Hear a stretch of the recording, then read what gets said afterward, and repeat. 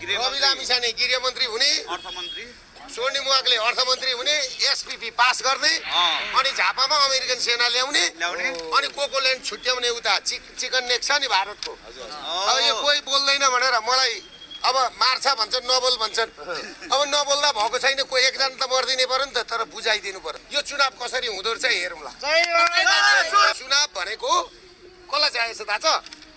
पश्चिमाहरूको agent, INGO को सरकार, INGO यिनीहरूलाई चाहिएको छ। यो गर्दा पनि भएन, त्यो गर्दा पनि भएन भने त जाने बाटै कार्की सरकारको हैसियत त म तपाईँहरूलाई एउटा कुरा भनौँ, अहिलेको चुनाव भनेको नि कसैलाई पनि चाहिएको छैन। रासपा र एउटा गगन थापाको केही प्यानललाईदेखि बाहेक, त्यो पनि अब गगन थापा पनि हार्ने भइसकेपछि आन्दोलनमा आउँछन्। कसले आन्दोलन घोषणा गर्दैछ भनेर कसले चिङ्गारी बाल्छ भन्ने छ क्या तपाईँलाई।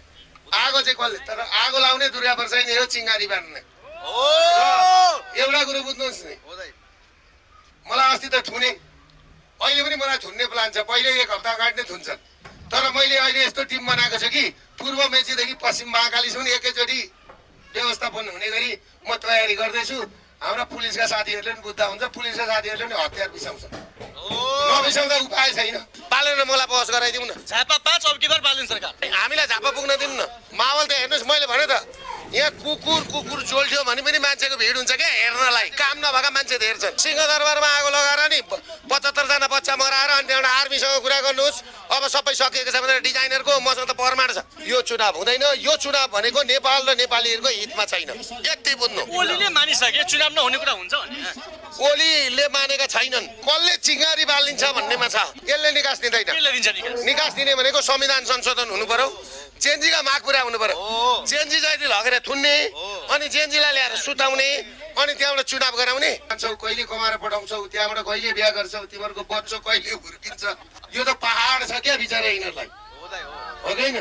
बरु हिँडेर गएको भए तिमीहरू पुग्ने थियो, कमाएर पनि आइसक्थ्यौ। 8 वर्षदेखि 20 वर्षमा सुरु गरेको मान्छे 28 वर्षको भयो। उमेर यहीँ सकिसक्यो। अनि यी मान्छेले गएर कहिले कमाएर पठाउँछन्? तपाईँहरूको माग यो सरकारले त पुरा गर्दै गर्दैन। यहाँ आन्दोलन सक्नेमा कोही छैन। यो देशलाई रणभूमि बनाउने अनि युवा जति विदेश पठाउने, देश खाली गर्ने र विदेशी सेना ल्याउने रणनीति हो यो। कुरो बुझ्नुभयो कि?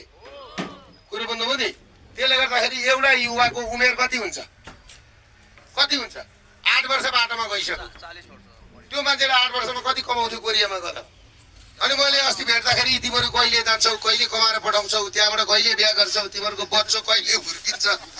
यो त पहाड छ क्या बिचरा यिनीहरूलाई, हो कि होइन? त्यसले गर्दाखेरि तपाईँहरूलाई म एउटा कुरो, अनि मैले भने पनि जिस्काएर बरु हिँडेर गएको भए तिमीहरू पुग्ने थियो, कमाएर पनि आइसक्थ्यौ। के यो लफडामा फसेको भनेर कुरा यो। त्यसले गर्दाखेरि तपाईँले के भन्नुहुन्छ नि, यो देशमा कसको विश्वास गर्नु? हेर्नुहोस्, पुलिसको नेपाल प्रहरीको विश्वास गर्ने कि नेपाली सेनाको विश्वास गर्ने कि अख्तियारको विश्वास गर्ने कि सर्वोच्च अदालतको विश्वास गर्ने कि प्रधानमन्त्री कार्यालयको विश्वास गर्ने कि राष्ट्रपतिको विश्वास, कसैको विश्वास छैन। कुरो बुझ्नुभयो? कसैको विश्वास गर्ने ठाउँ छैन। सबै धराशय भइसकेको छ, सबै धराशय। त्यसले गर्दाखेरि म तपाईँहरूलाई के भन्छु भने हामीले आह्वान गरेको छ आन्दोलन। हामीलाई पनि यहाँ सरकारले झुक्क्याइरहेको छ। हामीलाई उसले खेला जस्तो लाग्यो, हामीले खेलाइरहेछौँ। किनभने कार्की सरकारको हैसियत त म तपाईँहरूलाई एउटा कुरा भनौँ, यो कार्की सरकार छोराको बिहा गराउन भनेर आएको हो नि त, केटी खोजेर, हो कि होइन? केटी हेर्दै गएपछि के गरे थाहा छ?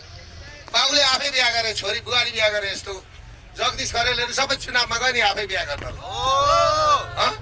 भनेपछि यो सरकार चुनाव गराउनेमा छैन। म कति पपुलर छु भनेर पपुलारिटी जाँचेर हिँडेको छ।